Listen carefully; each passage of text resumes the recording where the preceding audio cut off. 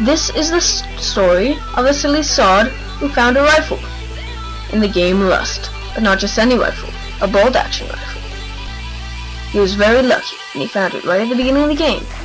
He also found some other things, like this, and this, and this, and this. He thought himself very lucky to find those things, but he also found this, this, this, and this. Some very rare items he came across as soon as he spawned. He was very lucky, but he was also very disappointed because he couldn't use those items after this happened.